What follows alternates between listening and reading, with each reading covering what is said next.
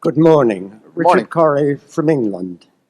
Could you please say what was the main factor which produced the very substantial gain in intrinsic value mentioned in your report?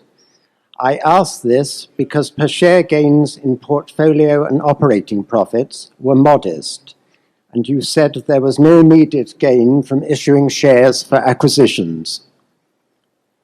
Well, we did increase the float per share very significantly last year. I mean, the invested assets per share, and I would say that in the Geico's business was worth far more at the end of the year than at the start of the year, and that was our largest subsidiary at the start of the year. And if anything, Geico's competitive position continues to improve. I would say that Executive Jet is a natural fit into Berkshire, and we paid a significant sum for it, but that it will be a very, very big company 10 or 15 years from now. And perhaps, well, I'm almost sure it'll get there sooner as part of Berkshire than it would have gotten there otherwise. And its dominance may be even greater over the years as part of the Berkshire family than it would have independently, although it would have done very well independently. I mean, it had a terrific management.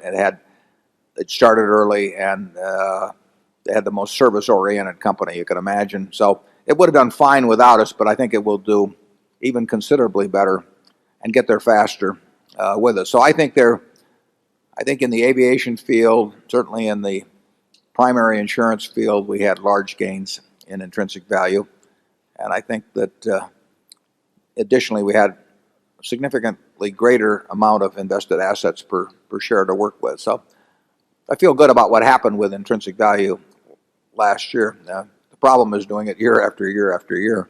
Charlie?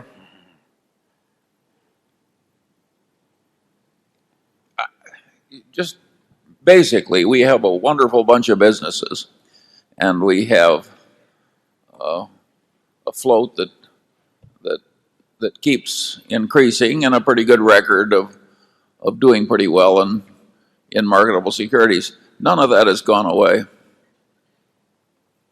Zone 12?